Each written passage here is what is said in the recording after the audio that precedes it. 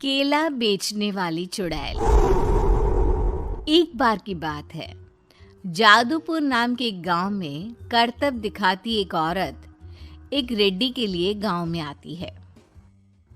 आइए आइए मेहरबान कदरदान, खाइए रोहना के ताजे ताजे केले। कभी खाए नहीं होंगे ऐसे केले। पीले पीले केले खाइए।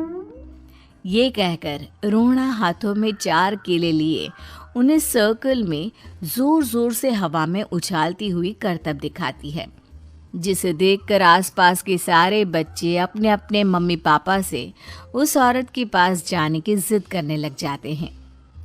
पापा, ऐसा तो सर्कस में बॉल से होता है ना, ये आंटी तो केले से कर रही है। चलिए ना पापा, देखते हैं।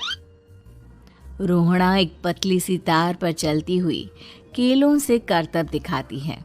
आते जाते सभी लोग बाहर रुककर उसके करतब देखते हैं और वाह वाही करते नहीं थकते। जैसे ही एक आदमी पास आकर उसे पैसे देने लग जाता है, तब वो कहती है, अरे नहीं नहीं साहब, मैं करतब तो बच्चों के मन को बहलाने के लिए करती हूँ। धंधा तो मेरा केले का है। पीछे देखो मेरी रिड्डी, जो भी मेरे केले खाएगा मेरी तरह चुस्त दुरुस्त और तंदुरुस्त हो जाएगा। पता चलता है क्या कि मेरी उम्र 55 की है। अरे पर ऐसे ठंड के मौसम में कोई केला क्यों खाएगा? ये ऐसे वैसे केले नहीं है साहब, ये शरीर में गर्मी देते हैं। ठंड को दूर भगाए जो भी रोहिणा के केले खाए। पापा, अगर मुझे केले नहीं मिले तो मैं घर नहीं जाऊंगी। तभी उसके पापा कहते हैं कि बेटा, केले ठंड में कभी गर्मी नहीं देते। ये सब कहने की बातें हैं, सामान बेचने का तरीका है इनका। पर पिंकी नहीं मानती। मैं केले खाऊंगी। पिंकी की जिद के आगे नत्थू हार जाता है और उसे केले खरीद कर दे देता है। पिंकी खुश होकर केले घर ले आकर खाती है। अब मैं भी करतब करूंगी, कितना मजा आएगा। जादुई केले। पिंकी पहला केला खत्म भी नहीं करती कि वो बेहोश हो जाती है।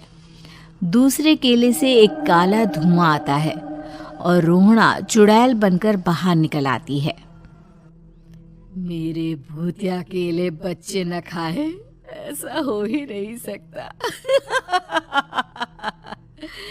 जादूपुर वालों, कब तक बचोगे? आ गई हूं मैं रोहना, जिसका कोई नहीं कर सकता सामना। रोहना पिंकी को गोद में उठाकर काले धुएं में कहीं गायब हो जाती है। शाम के वक्त नत्थू घर लौटता है और पिंकी को घर में ना पाकर उसकी माँ से कहता है, माँ पिंकी कहाँ है? अरे बेटा, उसे तो तू सुबह करतब दिखाने ले गया था ना, फिर कहाँ वापस आए तुम दोनों? मुझे लगा तू उसे अपने साथ मंडी ले गया होगा। हे भगवान, मेरी बच्ची कहाँ गई? मैं उसे घर ही तो छोड़कर गया था माँ। नत्थू गांव के घर कोने में अपनी बेटी को ढूंढता है, पर उसे वो कहीं नहीं मिलती। परेशान होकर आके रो रो कर नत्थू हिम्मत हार कर घर लौट आता है। अगली सुबह रोहना फिर से करतब दिखाने आती है और इस बार पिंकी की तरह रोनी केले खरीद लेता है। 50 रुपए दिए थे पापा ने, सारे पैसों की मैंने केले खरीद लिए हैं। अब मैं भी आंटी की तरह ही करतबबाज बन जाऊंगा। यही सोचते हुए रोनी केले खाता है और पहला अकेला केला आधा खत्म भी नहीं करता कि चुड़ैल उसके सामने आ जाती है। मेरे साथ चलने का समय आ गया है रोनी। ये तो बस शुरुआत है। अब इस गांव के सारे बच्चे धीरे धीरे मेरे कब्जे में होंगे। एक बच्चा भी नहीं बचेगा। ये कहकर रोना रोनी को गोद में लेकर काले धुएं में अदृश्य हो जाती है। इसके बाद हर रोज गांव में से कोई ना कोई बच्चा गायब होता, पर ऐसा क्यों हो रहा है किसी को भी समझ में नहीं आ पा रहा था। रोज की तरह अपनी बेटी पिंकी की तलाश में नत्थू गांव के एक तालाब के पास बैठा रो रहा था। कहाँ गई मेरी पिंकी? शकुंतला के जाने के बाद एक वही तो मेरा सहारा थी। अरे उसकी आत्मा कोस रही होगी मुझे कि मैं अपनी बच्ची को संभाल भी नहीं पाया।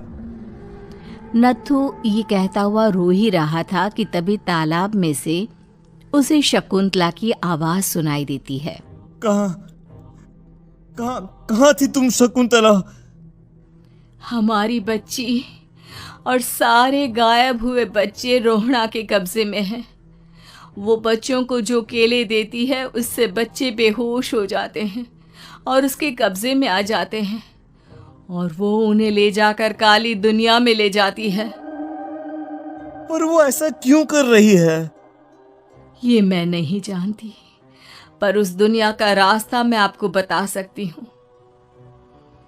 जहाँ ये नदी खत्म होती है वहाँ एक केले का पेड़ है, उसके नीचे एक दरवाज़ा है, वहीं से रास्ता जाता है उस दुनिया का। ये कहकर शकुंतला की आत्मा गायब हो जाती है।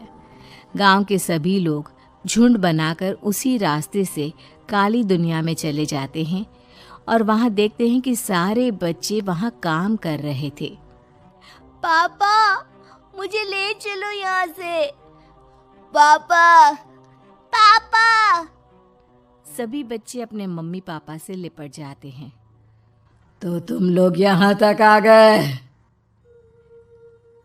क्यों हमारे बच्चों को पकड़ लिया तूने? तुझे शिकार ही बनाना है तो ले, हम सब आ गए हैं, हमें खा ले। नहीं, मुझे बच्चे चाहिए।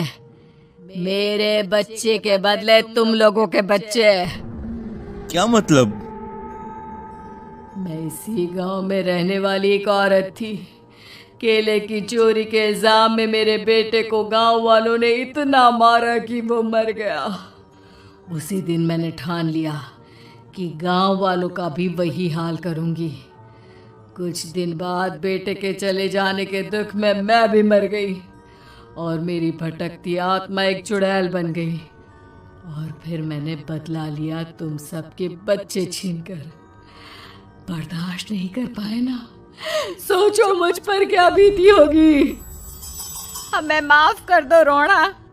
पता नहीं ये किसकी गलती थी, पर हम सभी माफी मांगते हैं। हमारी खुशियाँ लौटा दो, तुम भी तो एक माँ हो। गांव वालों की बात सुनकर रोहणा का मन पिघल जाता है और वो बच्चों को छोड़ देती है। उसके बाद काली दुनिया बच्चों के लिए जादुई दुनिया बन जाती है। अब कोई भी कभी भी वहाँ आ जा सकता था।